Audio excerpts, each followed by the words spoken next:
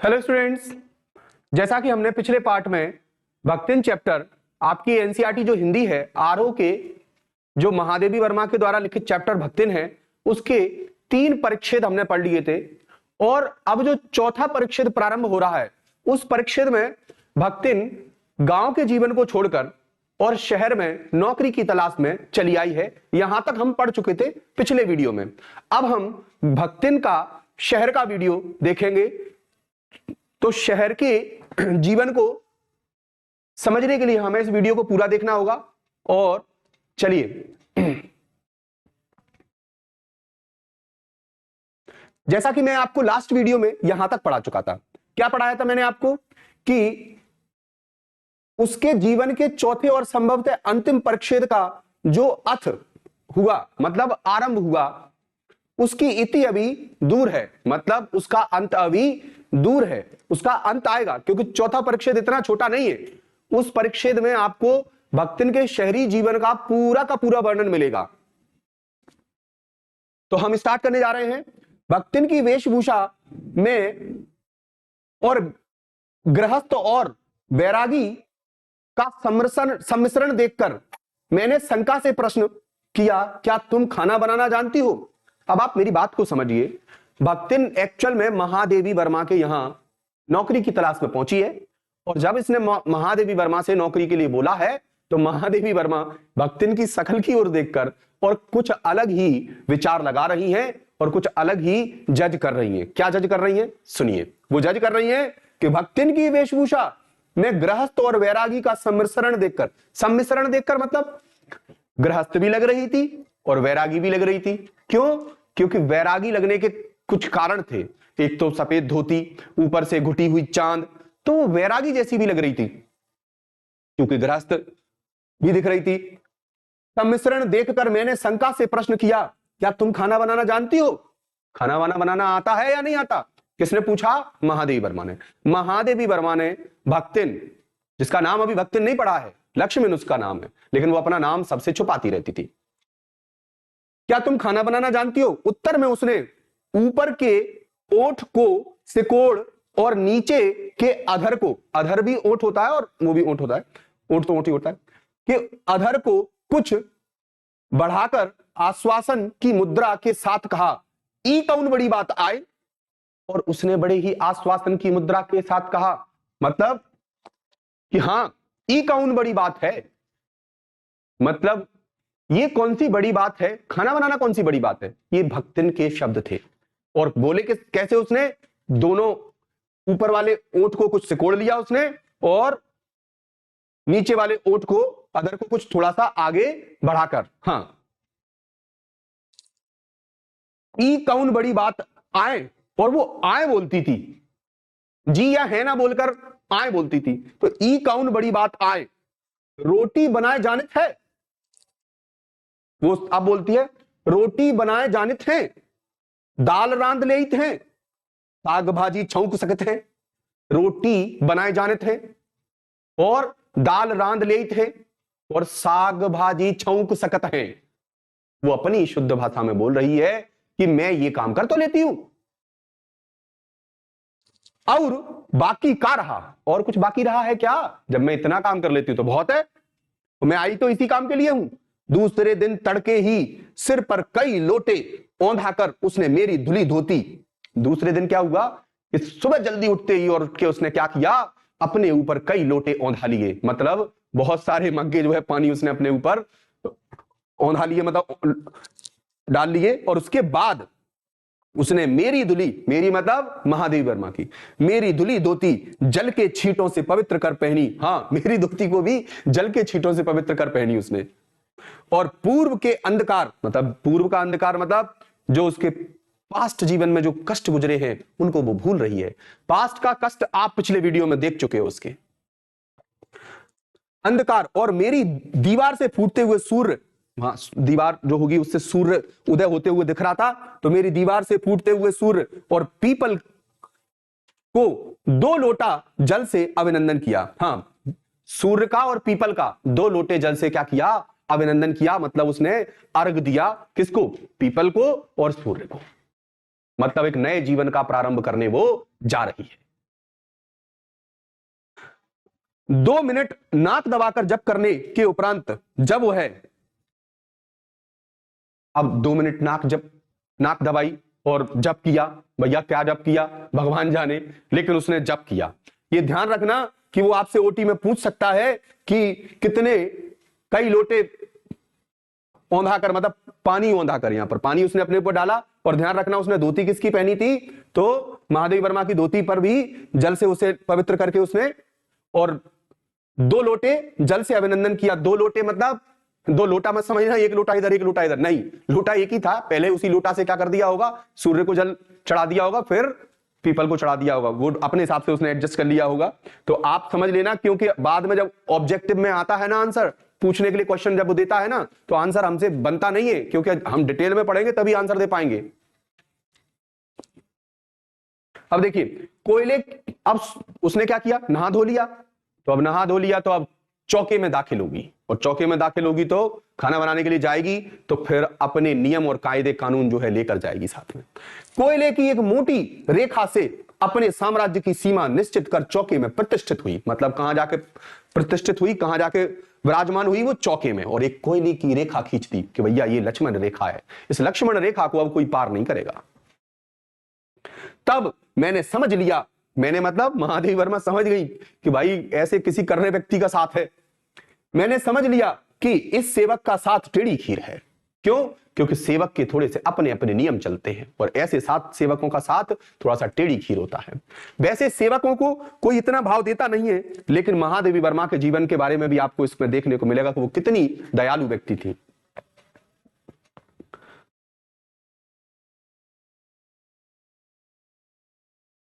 दयालु स्त्री कैसे थी आपको इस चैप्टर में पढ़ने को मिलेगा। अपने भोजन के संबंध में नितांत, नितांत मतलब नितांत वीतराग होने पर भी, मतलब बिल्कुल भी रुचि ना होने पर भी, महादेवी वर्मा एक्चुअल में खाना बनाने में बिल्कुल भी इंटरेस्ट नहीं रखती थी। होने पर भी मैं पाक विद्या के लिए परिवार में प्रख्यात हूं, मतलब मुझे खाना बनाने में इंटरेस्ट नहीं है, लेकिन फिर भी मैं थोड़ा सा खाना भोजन स्वादिष्ट भोजन बनाने में परिवार में फेमस हूं। अक्सर ऐसा होता है जो अच्छा खाना बना लेते हैं वो डेली बनाना पसंद नहीं करते। वैसे खाना बनाना तो कोई पसंद नहीं करता, पर महादेवी वर्मा एक लेखिका है तो इनके पास इतना समय नहीं रहता, और इस चक्कर में ये अपने घर में खाना बनाने में फेमस तो है, खाना तो अच्छा बना लेती है, लेकिन फिर भी इनको खाना बनाने में बिल्कुल भी रुचि नहीं है। ये वीतराग है, मतलब रुचि नहीं है इन्हें, और नितांत बिल्कुल भी रुचि नहीं है दूसरे के। हाँ, लेकिन एक बात ध्यान रखना, और कोई भी पाक कुशल मतलब जो एक्सपर्ट होगा किसी कार्य में, वो दूसरे के कामों में क्या करेगा, टांग जरूर अड़ाएगा। क्यों? क्योंकि दूसरे के कार्य उतने परफेक्ट नहीं होंगे जितने एक्सपर्ट के होंगे। तो ये अपने आप में थोड़ी सी एक्सपर्ट थी खाना बनाने में, तो ये कह रही है कि मैं प्रख्यात हूं, और कोई भी पाक कुशल दूसरे के काम में नुक्ताचीनी बिना किए रह ही नहीं सकता। नुक्ताचीनी मतलब कमी निकालना। तो महादेवी वर्मा सोच रही हैं कि जब मैं तो खाना अच्छा बना लेती हूं, और अब ये खाना बनाने बैठेगी मेरे चौके में, तो अच्छा नहीं बनाया तो मैं तो इसमें कमी निकालूंगी, और कमी निकालूंगी तो ये मुझसे ही नहीं लड़ने लगे। तो पर जब फिर लेकिन एक समस्या है, वो पता नहीं खाना ही नहीं बनाए, तो फिर ऐसी स्थिति में मेरे लिए दिक्कत हो जाएगी, मैं तो भूखी मर जाऊंगी। अगर मैंने उसके खाने को थोड़ा सा ना नुकुर किया तो मैं तो भूखी मर जाऊंगी। क्योंकि कई लोग ऐसे भूखे मरते हैं जो खाने में कई प्रकार के नुक्ताचीनी करते हैं, कमी निकालते हैं, वो कई बार भूखे मरते हैं। हाँ, अगर आप कभी ससुर ने कह दिया ना, बहू बेटा इसमें सब्जी में इतनी कमी है, ये कमी है, तो ये समझ लीजिए कि बहू अगले दिन तुम्हारे लिए भोजन बना जाए तो बहुत बड़ी बात मानना, और वो थाली जो आपको परोसी है ना उसे और खींच ले जाएगी। इसलिए किसी बहू के खाने की बुराई मत कर देना, नुक्ताचीनी उतनी ठीक है। महादेवी वर्मा जानती थी कि नुक्ताचीनी की तो फिर हो सकता है जैसे कई लोग भूखे मरे हैं नुक्ताचीनी करने पर, वैसे मैं भी भूखी मर जाऊं, तो इससे अच्छा है मैं नुक्ताचीनी नहीं करूंगी, मतलब मैं कमी नहीं निकालूंगी। खुद कह रही है महादेवी वर्मा कि पर जब छूत पाक मतलब छुआछूत शुद्धि अशुद्धि जैसी चीजों पर प्राण देने वाले कुछ लोग ऐसे होते हैं जो छुआछूत करते हैं बहुत ज्यादा, वो फिर बाद में उनको भूखे मरना पड़ता है। व्यक्तियों का बात बात पर भूखा मरना स्मरण हुआ आया, मुझे याद आ गया कि साले कई लोग भूखे मरे ऐसे। और भक्तिन की शंकाकुल दृष्टि में छिपे हुए निषेध का अनुभव किया। और भक्तिन की जो शंकाकुल दृष्टि है, कैसी दृष्टि है, शंकाकुल में छिपे हुए निषेध का अनुभव किया कि नहीं भैया इनकार है मतलब इनकार है, तो सीधी सी बात यह है कि मैं अब इसमें इंटरफेयर नहीं करूंगी। तब कोयले की रेखा मेरे लिए लक्ष्मण रेखा के धनुष से खींची हुई रेखा के सामने दुर्लभ उठी, मतलब जिसे लांगा, दुर्लभ मतलब जिसे लांगा ना जा सके, मतलब जो रेखा उसने कोयले से खींची थी वो मेरे लिए कैसी हो गई, लक्ष्मण रेखा के बराबर हो गई। जैसे रावण लक्ष्मण रेखा को पार नहीं कर पाया था, वैसे ही अब ऐसी स्थिति में ये मान लीजिए कि मैं भी अब इसकी रेखा को पार नहीं कर पाऊंगी और मैं कोई भी कमी नहीं निकाल पाऊंगी। ठीक है।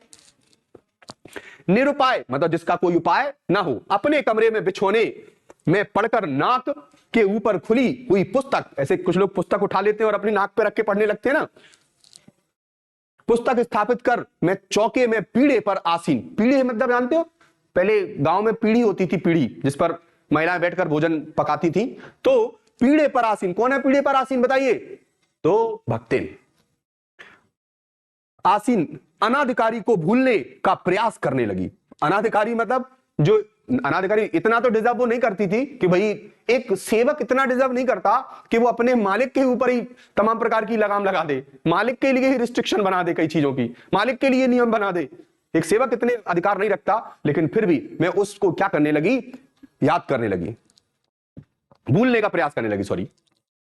भोजन के समय जब मैंने अपनी निश्चित सीमा के भीतर निर्दिष्ट स्थान ग्रहण कर लिया, तब भक्तिन ने प्रसन्नता से, लबालब दृष्टि से और आत्मसंतुष्टि से अप्लावित मुस्कुराहट के साथ मेरी फूल की थाली में 1 अंगुल मोटी और गहरी काली चित्तेदार 4 रोटियां रखकर उसे टेढ़ी कर गाढ़ी दाल परोस दी।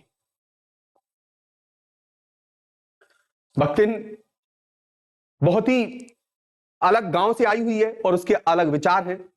महादेवी वर्मा शहरी विचार लिए हैं और भक्तिन दूसरे की बात ना मानकर वो अपने गांव के नियम ही अप्लाई करेगी। क्या किया उसने, भोजन के समय जब मैंने अपनी निश्चित सीमा के भीतर निर्दिष्ट, मतलब मैं भोजन मुझे करना था, तो जब भोजन करना था तो मेरी जो सीमा तय थी, जहां पर मुझे खाना खाना था, मुझे वहां की ओर इंडिकेट किया गया। तो निर्दिष्ट का मतलब होता है निर्देश किया गया, स्थान ग्रहण कर लिया, मैं उसी स्थान पर बैठ गई जहां मुझे बताया गया कि यहां बैठ के मैडम खाना खाइए।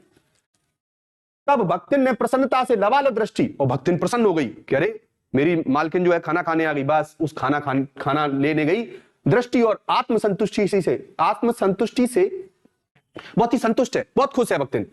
अप्लावित मतलब सराबोर होकर, अप्लावित मतलब बहुत ही संतुष्टि से भरी हुई है। मुस्कुराहट के साथ मेरी फूल की थाली में 1 अंगुल मोटी रोटी, इतनी मोटी रोटी, छोटी पूरी रोटी नहीं, इतनी मोटी रोटी, भैया बना ऐसे सेक लेती होगी, बना लेती होगी, जो भी हो। और जब इतनी मोटी रोटी अगर आप बनाओगे तो उसको सेकोगे अगर आग पर, तो धीरे ऊपर की जो परत है वो तो धीरे धीरे जली जाएगी ना, तो बस वो 1 अंगुल मोटी और गहरी काली चित्तीदार 4 रोटियां, चित्तीदार उन पर धारियां सी निकल रही थी, 4 रोटियां रखकर उसे टेढ़ी कर गाढ़ी दाल परोस दी। मतलब थाली में ही टेढ़ी, थाली को थोड़ी सी तिरछी कर दिया, टिल्ट कर दिया, उसी में दाल रख दी और उसी में 4 रोटियां रख दी, ले मैडम खा लो। पर जब उसके उत्साह पर तुषारपात करते हुए, और मैंने उसके उत्साह पर तुरंत क्या कर दिया, मतलब वो खुश थी, और जब किसी की आप खुशी में थोड़ा सा भी कमेंट कर दो तो उसका उत्साह क्या हो जाएगा, खत्म हो जाएगा। तुषारपात मतलब ओलावृष्टि वैसे तो, लेकिन यहां पर किसी की उमंग को, किसी की इच्छा को क्या कर देना, खत्म कर देना। तो मतलब उत्साह खत्म करते हुए जब उसके उत्साह पर तुषारपात करते हुए मैंने रुआ से भाव से कहा। महादेवी वर्मा के अंदर रोना आ गया उसको। कभी कभी ऐसा होता है, हमें भी रोना आ जाता है जब हमारे मतलब की चीजें ना हो, और एक तो पहले ही से हम परेशान हैं, ये परिवार से अलग हुई है, और जब परिवार से अलग हुई है तो पहले ही टेंशन में है, और ऊपर से अब खाना बनाने वाला भी ऐसा मिल गया है। यह क्या बनाया है, मैं तुरंत पूछ बैठी उससे, टेस्ट वेस्ट की अभी कोई बात नहीं है, बस ये इतना पूछा है यह क्या बनाया है। तब वह हतबुद्धि हो रही, फिर वो क्या हो गई, थोड़ी सी भौचक्की सी हो गई, स्टंट हो गई है। मतलब क्या बनाया, मतलब दाल रोटी है। हतबुद्धि हो रही, रोटियां अच्छी सेकने के प्रयास में कुछ अधिक खरी हो गई है, तो सफाई देने लगी। क्या सफाई देने लगी कि मैडम रोटी थोड़ी सी खरी हो गई है, और ज्यादा सेकने के चक्कर में, थोड़ी सी अच्छी सेकने, खैरी सेकने के चक्कर में, थोड़ी सी बढ़िया सेकने के चक्कर में थोड़ी सी जल सी गई है। और अब इनसे कह रही है, किनसे, महादेवी वर्मा से खींच दो मैडम, तुम तो खींच दो। अब मैडम खींच कहां से दे भाई, रोटी खींचे तब तो है। पर सुनिए, तब वो हतबुद्धि हो रही, हतबुद्धि मतलब जानते हो, एकदम से भौचक्की सी हो रही थी, स्टंड हो रही थी। रोटियां अच्छी सेकने के प्रयास में कुछ अधिक खरी हो गई हैं, पर अच्छी हैं, लेकिन अच्छी बनी है मैडम, तुम खाओ तो। तरकारियां थी, मतलब सब्जियां तो थी, पर सब्जियां बनाने की क्या जरूरत है, दाल तो बनी है। पर जब दाल बनी है तब उनका क्या काम, शाम को दाल ना बनाकर तरकारी बना दी जाएगी। टेंशन क्यों लेती हो मैडम, शाम को दाल नहीं बनाएंगे, सब्जी बना लेंगे। एक ही टाइम में दो दो चीजें बनाने की क्या जरूरत है, जब दाल बनी है तो फिर कोई जरूरत ही नहीं है। दूध घी मुझे अच्छा नहीं लगता, नहीं तो सब ठीक हो जाता। महादेवी वर्मा को दूध घी अच्छा ही लगता था, नहीं तो टेंशन ही, बात ही खत्म हो जाती सब्जियों की। अच्छा सुनिए, अब ना हो तो अमचूर और लाल मिर्च की चटनी पीस ली जावे, उसके अनुसार महादेव भक्तिन के अनुसार ना हो तो लाल मिर्च की चटनी पीस ली जावे। उससे भी काम ना चले तो वह गांव से लाई हुई गठरी में से थोड़ा सा गुड़ दे देगी। और अगर आपको लाल मिर्च की चटनी से भी रोटी अच्छी लग रही तो वो अपने गांव से थोड़ा सा गुड़ लेकर आइए।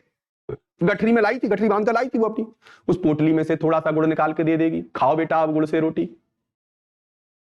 महादेवी वर्मा को ना तो मीठा पसंद था, ना दूध घी पसंद था, और दाल बनाई है देवी जी ने ऐसी, तो अब तो बड़ी परेशानी हो गई। तो महादेवी वर्मा, उससे भी काम ना चले तो वह गांव से लाई हुई गठरी में से थोड़ा सा गुड़ दे देगी, और फिर बाद में क्या कहेगी, और क्या शहर के लोग कलाबत्तू खाते हैं। कलाबत्तू मतलब सोना चांदी, कलाबत्तू क्या होता है, सोना चांदी के तार से रेशम से लिपटा हुआ धागा होता है, मतलब और क्या, सोना सोना चांदी खाते हैं शहर के लोग। दाल रोटी सबसे अच्छा भोजन है। जय हो देवी। फिर वह कुछ अनाड़िन या फूहड़ नहीं, मतलब बेवकूफ तो नहीं है, उसके ससुर, पितिया ससुर, अजिया सास आदि ने उसकी पाक कुशलता के लिए न जाने कितने मौखिक प्रमाण पत्र दे डाले हैं। वो कहती है कि मेरे अजिया ससुर, पितिया ससुर, ददिया ससुर, न जाने कौन कौन से ससुर ने मुझे सर्टिफिकेट दे रखे हैं। वो भी ध्यान रखना, इन रिटर्न नहीं, लिखित में नहीं, मौखिक प्रमाण पत्र दे डाले हैं कि वाह बहू क्या खाना बनाया है, वाह बेटा क्या खाना बनाया है। और बस उसी प्रमाण पत्र के चलते वो अपने आप को क्या कर रही है, एक अच्छा कुशल बावर्ची सिद्ध कर रही है कि मैं बहुत अच्छी बावर्ची हूं।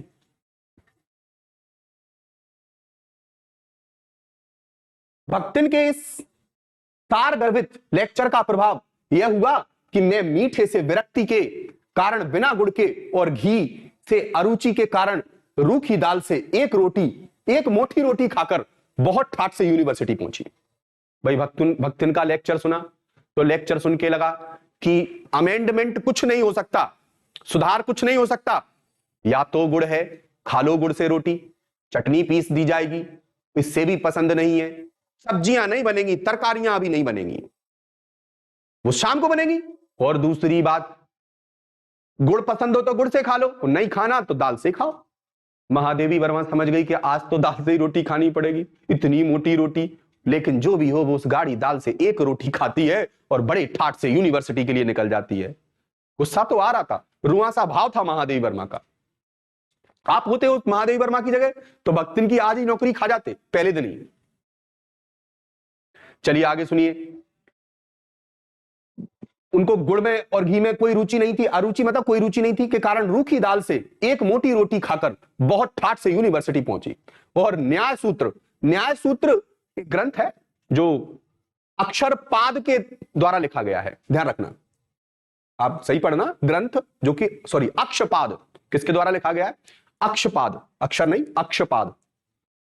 वो पढ़ते पढ़ते शहर और देहात के जीवन के इस अंतर पर विचार करती रही। महादेवी वर्मा उस न्याय सूत्र नामक रचना को पढ़ते पढ़ते क्या कर रही है, शहर और गांव के जीवन के अंतर को गहनता से समझने का प्रयास कर रही है। ध्यान रखना, ये पूछा जा सकता है ऑब्जेक्टिव में कि वो कौन से ग्रंथ को पढ़ रही थी, तो वो ग्रंथ था न्याय सूत्र, जो कि अक्षपाद का ग्रंथ है, ध्यान रखना, ठीक है। आगे सुनिए।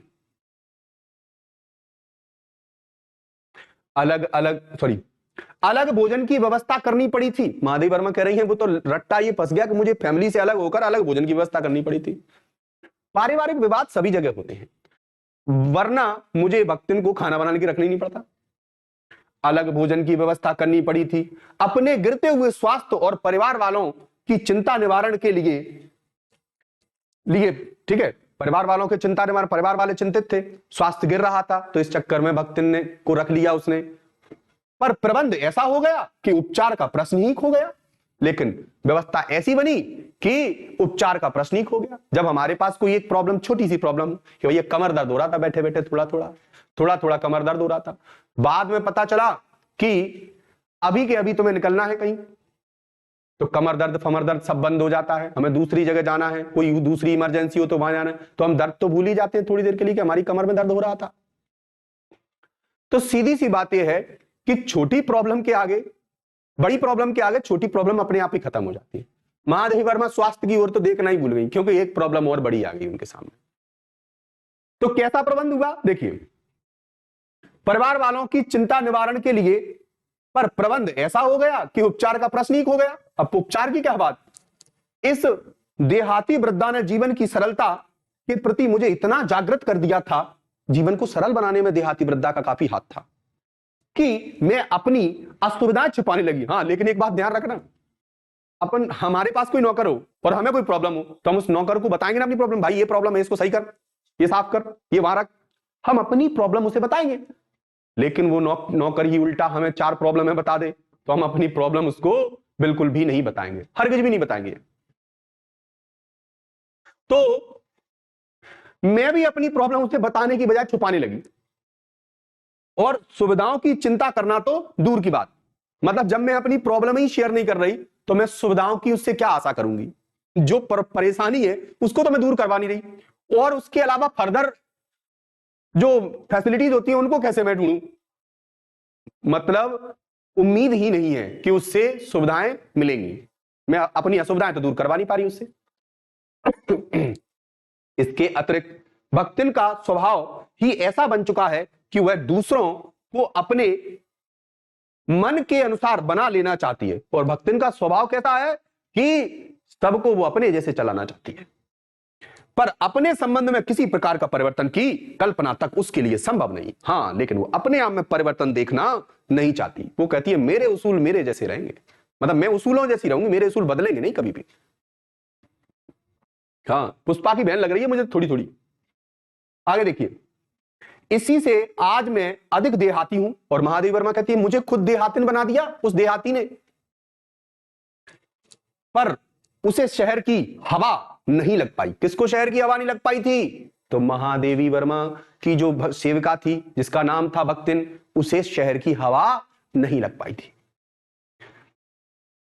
मकई का रात को बना दलिया, मकई तो जानते हो ना, कौन, मक्का, हाँ, मक्के को दलिया जो बना लेते हैं मक्के से, उसको रात में बनाओ, और रात में बनाकर सवेरे मट्ठे से सौंधा लगता है, सवेरे मट्ठे से खाओ, आनंद आ जाता है। हाँ, मैंने भी खाया एक आध बार, खुशबू आ गई मुझे उसकी।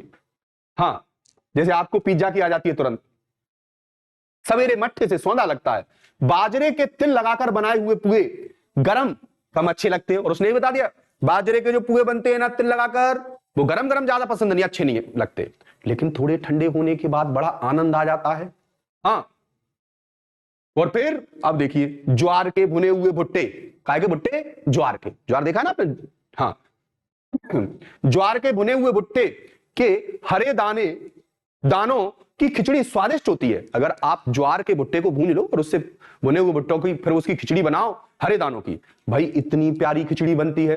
मैंने खिचड़ी तो नहीं खाई, पर ज्वार के भुने हुए भुट्टे जरूर खाए मैंने, तो खिचड़ी बड़ी स्वादिष्ट होती है। सफेद महुए की लपसी, लपसी जानते हो, अरे आटा को भून के, जैसे पंजीरी सी भूनते हैं ना, पंजीरी के लिए भूनते, वैसे आटा को भून के और उसमें महुए को डालकर बनाते होंगे, आई डोंट नो कैसे बनाते थे। सफेद महुए की लपसी एक प्रकार का दलिया ही है, ठीक है, आटे का दलिया मान लो आप, ठीक है, और उसमें महुआ डाल दो, मीठा गुड़ भी डालते थे लोग। महुए की लपसी संसार भर के हलवे को लजा सकती है, मतलब हलवा की बेइज्जती हो जाएगी। अगर आपने गाजर का हलवा बनाकर रख दिया वो आटे की लपसी के आगे, तो जो हलवा है गाजर का, वो क्या करेगा, शर्मा के किसी कोने में खड़ा होगा, वो कहेगा यार मुझे बहुत शर्म आ रही है, कितनी स्टैंडर्ड वस्तु हमारे सामने खड़ी हुई है।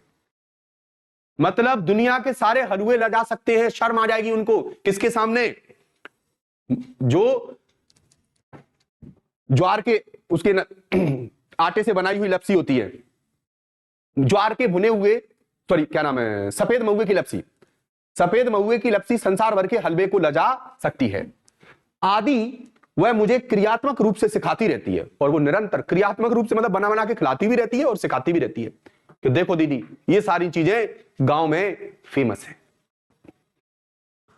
क्या क्या फेमस है एक बार आप याद कर लीजिए, क्योंकि आपको ये क्वेश्चन पेपर में आएगा। क्या आएगा? उसने बताया था, क्या बताया था कि मकई का रात का बना दलिया सवेरे मट्ठा से सौंधा लगता है, बाजरे के तिल लगाकर बनाए हुए पुए गरम कम अच्छे लगते हैं। ध्यान रखना ये ओटी में आएगा, गरम अच्छे लगते हैं, गरम कम अच्छे लगते हैं, गरम कम अच्छे लगते हैं।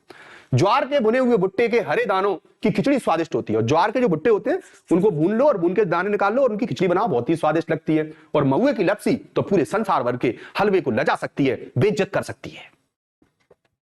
ठीक है भैया, मानते रहना इसकी भक्तिन की, वरना खाना नहीं मिलेगा।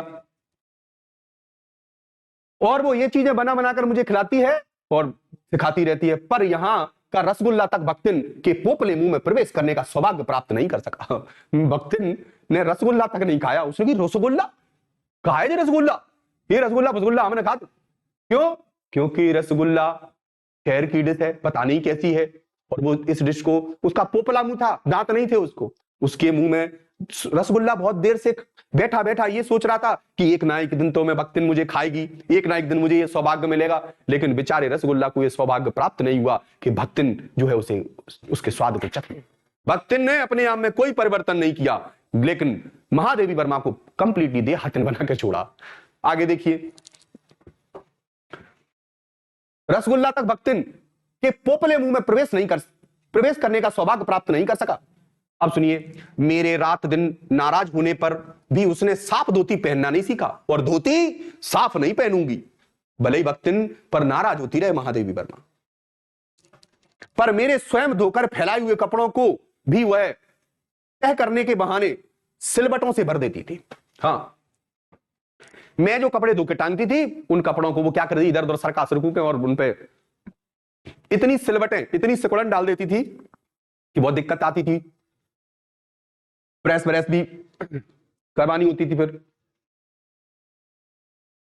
सिलबटों से भर देती थी मुझे। उसने अपनी भाषा की अनेक दंत कथाएं, कई ऐसी कथाएं जो दंत कथाएं होती हैं, लघु कथाएं होती हैं, छोटी छोटी कथाएं तमाम प्रकार की, जो उनको सुनाकर कंठस्थ करा दी है, पर पुकारने पर वह आए के स्थान में जी कहने का शिष्टाचार नहीं सीख सकती। हाँ, बोलती कैसे है वो?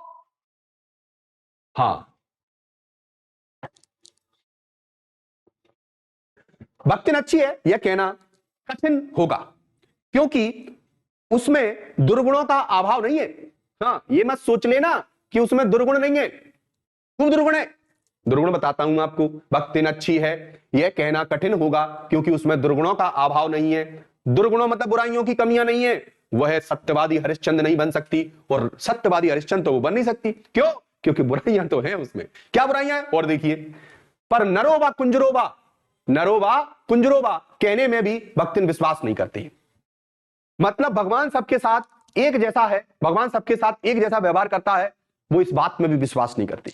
भगवान सबको एक जैसा भाग्य देता है, वो इस बात में भी विश्वास नहीं करती। भगवान का सबके साथ एक जैसा व्यवहार है, वो इस बात में भी भरोसा नहीं करती। क्यों? क्योंकि भगवान ने उसके जीवन को जो दिया है, और किसी के कुछ जीवन को कुछ मतलब कभी कभी ऐसा होता है कि बुरे लोगों को जीवन को अच्छा मिल जाता है, तो यहां पर ऐसा लगता है कि भगवान की दृष्टि सभी के ऊपर एक जैसी नहीं है।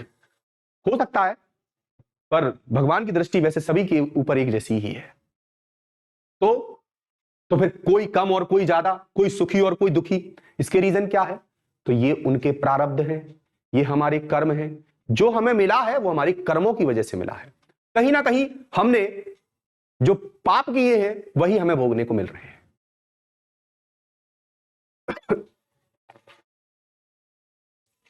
तो वो कहती है, क्या कहती है? पर नरोबा कुंजरोबा कहने में भी उसे विश्वास नहीं करती। मेरे इधर उधर पड़े पैसे रुपए भंडार घर की किसी मटकी में कैसे अंतरित मतलब ट्रांसफर हो जाते हैं, यह रहस्य भी भक्तिन जानती है।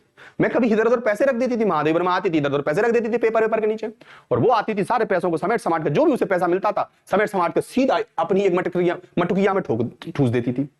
तो भंडार घर की किसी मटकी में कैसे अंतरित हो जाते हैं, यह रहस्य भी भक्तिन जानती है। पर उस संबंध में किसी के संकेत करते ही, हाँ लेकिन उससे क्या मत देना कि पैसा किसने उठाया। अगर आपने गलती से भक्तिन से कह दिया कि पैसा कहां गए, तो कहने वाले की हिम्मत नहीं है, और कह दिया तो उसका देखिए फिर जवाब सुनिए। उसका जवाब इतना प्रॉपर होता था कि आप उससे कुछ कह नहीं सकते। सुनिए क्या कहती है, किसी के संकेत करते ही वह उसे शास्त्रार्थ के लिए चुनौती दे डालती थी। हाँ आ जाओ, शास्त्रों की बात करते, शास्त्रों का ज्ञान नहीं है फिर भी शास्त्रों की बात करते हैं। कैसे, सुनिए, जिसको स्वीकार कर लेना किसी तर्क शिरोमणि, मतलब किसी कोई भी ऐसा सर्वोच्च गुरु, मतलब जो बड़ा गुरु हो, वो भी उसके शास्त्रार्थ को स्वीकार, मतलब जो शास्त्रों का अध्ययन करके आया वो भी उसके शास्त्रार्थ के, उसके साथ शास्त्रार्थ, मतलब शास्त्रों को जो पढ़ के आया है वो भी उसके साथ शास्त्रों के बारे में बात करने के लिए तैयार नहीं होगा। क्यों नहीं होगा तैयार? क्योंकि उसे शास्त्रों का ज्ञान है नहीं, पर फिर भी वो अब किसी दूसरे की मानने को भी तो तैयार नहीं है। तो जब कोई दूसरे की नहीं मान रहा तो फिर ऐसे व्यक्ति से शास्त्रों के बारे में बात करना ही बेकार है, व्यर्थ है। तो इसीलिए महादेव वर्मा ने कहा कि जिसको स्वीकार कर लेना, मतलब उससे कोई विरोध कर ले शास्त्रों के लिए, किसी तर्क शिरोमणि के लिए संभव नहीं, मतलब किसी गुरु के लिए, सर्वोच्च गुरु के लिए भी संभव नहीं। गुरु भी पहुंच जाए तो उससे भी वो तमाम प्रकार की बातें सुना दे।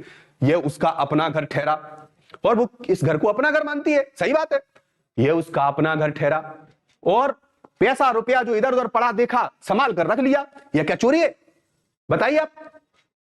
मेरे पर्स में पैसा इधर उधर रखा हुआ है, मेरा पर्स इधर रखा है, या मैंने कहीं पैसे उधर उधर रख दिए, तो भाई मेरी पत्नी ने अगर उनको ले जाकर कहीं अगर अपने पर्स में या किसी दूसरी जगह अलमारी में रख दिए छुपाकर, तो क्या चोरी है? ये चोरी नहीं है ये, और समय पर मुझे ही तो वापस कर देती है। तो वैसे ही भक्तिन भी पैसे का क्या करेगी, तो वो महादेव वर्मा के रुपए उठाकर क्या कर देती है, चुपचाप से किसी मटकिया में छुपा देती है, बताती किसी को नहीं है कहां गए पैसे, संभाल कर रख लिया। यह क्या चोरी है? उसके जीवन का परम कर्तव्य मुझे प्रसन्न रखना है। एक बात तो है कि भक्तिन के जीवन का परम कर्तव्य क्या है? प्रसन्न रखना महादेव वर्मा को। जिस बात से मुझे क्रोध आ सकता है उसे बदल कर इधर उधर करके बताना क्या झूठ है? आप बताइए। हमारे घरों में भी तो कई बार हमसे झूठ बोल दिया जाता है। पापा घर पे आए, मम्मी ने कुछ झूठ वूठ लपेट लपाट के बता दिया, सच नहीं बताया। क्यों नहीं बताया? क्योंकि सच की वजह से थोड़ा सा दंगा होगा, और उस दंगा को टालने के लिए थोड़ा झूठ बोल दिया, घर में कलेश बचाने के लिए अगर थोड़ा झूठ बोल दिया, तो ये क्या बुराई है? क्या कोई बुराई नहीं है इसमें। किसका मानना है ये? भक्तिन का मानना है। कह तो रही है वो, क्या कह रही है? उसके विचार सुनिए। वो कह रही है कि जब अपने मालिक को खुश रखा जाए और खुश रखने के लिए अगर थोड़ा बहुत झूठ बोलना पड़े तो इसमें बुराई क्या है? तो वो क्या कहती है कि मेरे उसके जीवन का परम कर्तव्य मुझे प्रसन्न रखना है, मतलब महादेव वर्मा को प्रसन्न रखना है। जिस बात पर मुझे क्रोध आ सकता है, अगर किसी बात पर, जैसे घर में कोई उससे गलती हुई, तो वो उस गलती पर मुझे क्रोध आ सकता है, मुझे क्रोध आएगा तो फिर बेमतलब मैं टेंशन में आऊंगी। तो उससे अच्छा है मुझे टेंशन में ना देखना नहीं देखना चाहती वो, और टेंशन में नहीं देखना चाहती, इसलिए मुझे थोड़े बहुत सच को झूठ में लपेट के बता देती है। और फिर क्या कहती है? उसे बदलकर इधर उधर करके बताना क्या झूठ है? इतनी चोरी और इतना झूठ तो धर्मराज महाराज के यहां भी होगा। हाँ, धर्मराज महाराज के यहां भी इतना झूठ होगा, ऐसे थोड़ी, नहीं तो फिर तो धर्मराज जो है डिसीजन लेंगे कुछ भी और सच सच बता देंगे भगवान को सब कुछ, तो भगवान और धर्मराज में लड़ाई हो जाएगी। तो धर्मराज भी कभी कभी क्या कर देते हैं, सच झूठ लपेट कर बता देते हैं, ऐसा भक्तिन का मानना है। इतना झूठ तो धर्मराज महाराज में भी होगा, नहीं तो वे भगवान जी को कैसे प्रसन्न रख सकते हैं और संसार वो कैसे चला सकते हैं।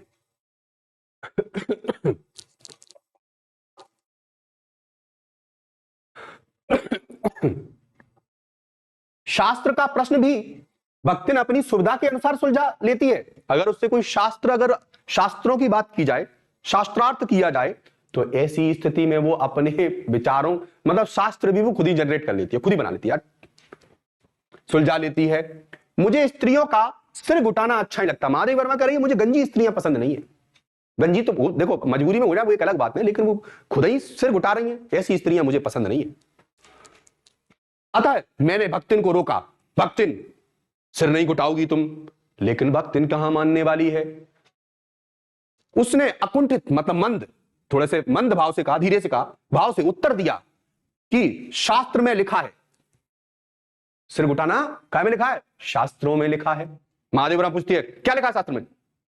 कुतूहल बस, कुतूहल बस मतलब होता है जिज्ञासावश। मैंने जिज्ञासावश मैं पूछी बैठी क्या लिखा है, तुरंत उत्तर मिला, तीरथ गए मुड़ाए सिद्ध। मतलब जो तीरथ गए हैं सिर मुड़ा की तो गए सिद्ध। मतलब तीरथ जाने वाले जो पुरुष होते हैं, महापुरुष होते हैं, वो सिद्धि पुरुष होते हैं, वो सिर मुंडा के तो जाते हैं। तो शास्त्रों में लिखा है, इसलिए मैं भी सिर गुटाऊंगी, कोई दिक्कत नहीं है। कौन से शास्त्र का रहस्य में सूत्र है, यह जान लेना मेरे लिए संभव ही नहीं था। और ये कौन से शास्त्र में लिखी है ये बात, ये मेरे लिए जान लेना संभव ही नहीं था। हो सकता है किसी शास्त्र में लिखी ही ना हो ये बात। मैं हार कर मौन हो रही और भक्तिन का चूड़ा कर्म मतलब सिर घुटाना, हर बृहस्पतिवार, और उल्टे दिन कटाती थी बाल भी, हर गुरुवार को बृहस्पतिवार को एक दरिद्र नापित मतलब एक अशुभ नापित, एक तरीके से नापित मतलब नाई होता है, नापित के गंगा जल, पानी छिड़क के तो बाल काटता है वो, तो गंगा जल से धुले उस्तरे द्वारा यथाविधि निष्पन्न होता रहा। मतलब उसके सिर के बाल जो है हर गुरुवार को उतरते रहे, हर गुरुवार को कटते रहे। पर वह मूर्ख है या विद्या बुद्धि का महत्व नहीं जानती, यह कहना असत्य कहना है। वो विद्या का महत्व नहीं जानती, बुद्धि का महत्व नहीं जानती, वो मूर्ख है, ये कहना सब असत्य है। हम कह नहीं सकते कि ऐसा है। क्यों? क्योंकि कुछ बातें ऐसी हैं जिनसे पता लगता है कि वो बहुत चतुर है। कहना अपने विद्या यहां से असत्य कहना है, अपने विद्या के अभाव मतलब की कमी होना किसी चीज की, तो वह मेरी पढ़ाई लिखाई पर अभिमान करके भर लेती है। हाँ, कभी कभी ये होता है कि हमने तो कुछ कमाया दमाया नहीं है, हमारी तो कोई वैल्यू नहीं है, तो हम बाप की संपत्ति पर गरज लेते हैं, देखो हमारे पास कोठी है, बंगला है, ये है, वो है, फलाना है, ठिकाना है। अरे तुम्हारा क्या है? तुमने क्या अर्न किया है? तुमने क्या कमाया है? कुछ भी नहीं। हम माँ बाप की पैतृक संपत्ति पर गरज रहे हैं, हमने कुछ नहीं कमाया, 2 कौड़ी की इज्जत है। इसका मतलब यह हुआ जो लोग खुद नहीं कमाते उनकी वास्तव में ही 2 कौड़ी की इज्जत होती है। क्यों? क्योंकि वास्तव में ही इज्जत कमानी होती है, और वो भी मेहनत से कमाई जाती है।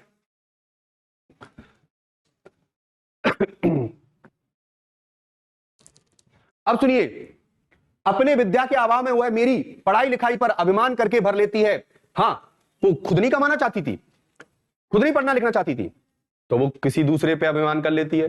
जैसे हमारे चाचा ट्रक ले आए तो हमने अभिमान कर लिया, अरे हमारे घर में ट्रक आ गया, अरे वो चाचा के यहाँ आया है। हमें किसी दिन गुस्सा आ गई चाची को तो वो बैठने भी नहीं देगी, कहीं उतरो नीचे से। तो ऐसे अभिमान का कोई फर्क नहीं पड़ता। लेकिन कभी कभी यही चीजें, इसी तरीके से कही गई बात हमारे लिए हमें बहुत ही महान बना सकती है। जैसे सुनिए, यह कहना सत्य है, कहना है कि अपने विद्या के अभाव को वह मेरी पढ़ाई लिखाई पर अभिमान करके भर लेती है। एक बार मैंने जब सब काम करने वालों से अंगूठे के निशान के स्थान पर हस्ताक्षर लेने का नियम बनाया, तब भक्तिन बड़े कष्ट में पड़ गई। क्योंकि एक तो उससे पढ़ने की मुसीबत नहीं उठाई जा सकती थी, दूसरा सब गाड़ीवान दाइयों के साथ बैठकर पढ़ना उसकी वयोवृद्धता का अपमान था।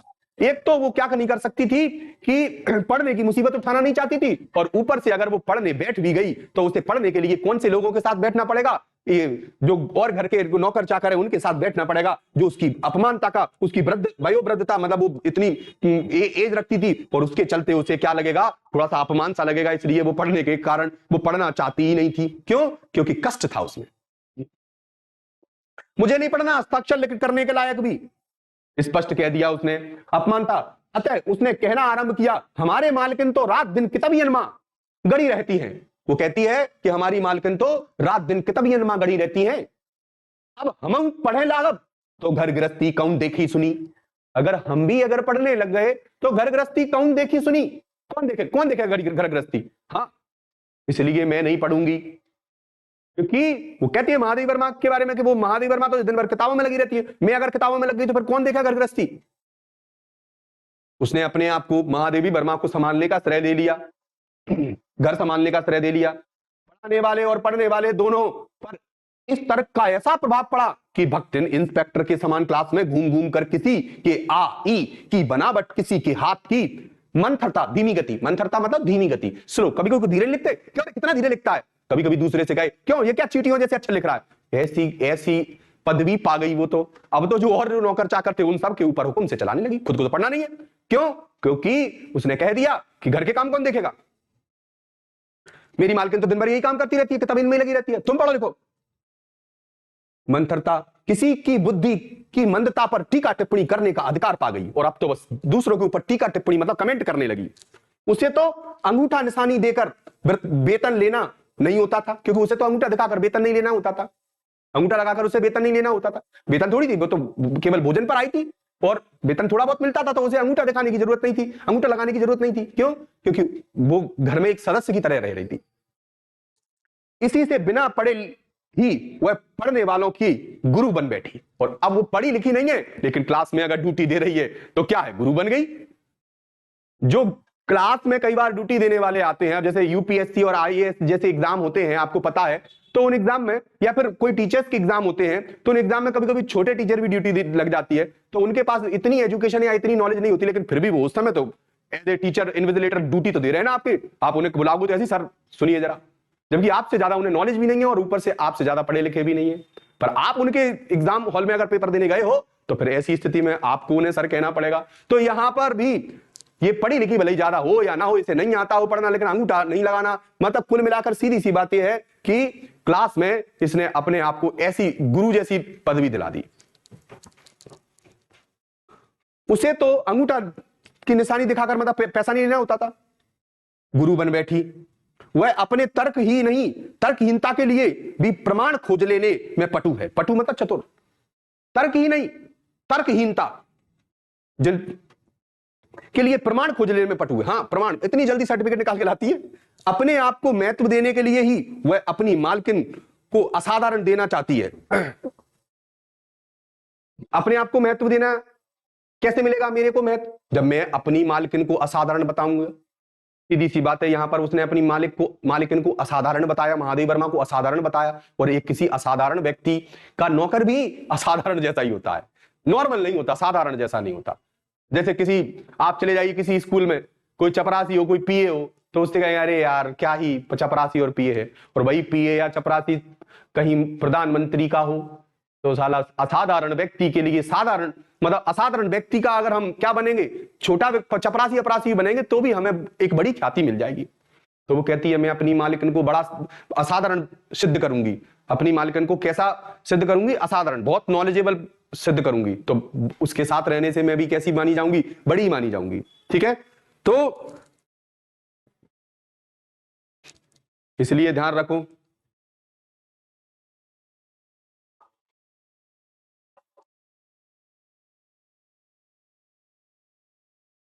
आगे सुनिए, इसका कुछ इस तरीके से अर्थ भी लगा सकते हो आप कि आप किसी बड़ी कंपनी में काम कर रहे हो, तो आप वहां पर छोटे काम पर भी हो तो भी आपको असाधारण माना जाएगा, और आप किसी छोटी कंपनी में काम कर रहे हो और बड़े पद पे भी हो तो भी आपकी उतनी इज्जत नहीं होगी।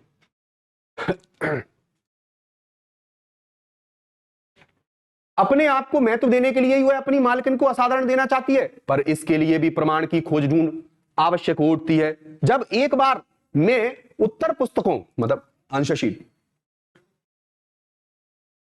और चित्रों को लेकर व्यस्त थी, तब भक्तिन सबसे कहती घूमी, बिचरियऊ, बिचरियऊ, बिचरियऊ मतलब बिचारी, तो रात दिन काम में झुकी रहती है, और तुम पचे, पचे मतलब पहले ही बताया था लोगों, और तुम पचे,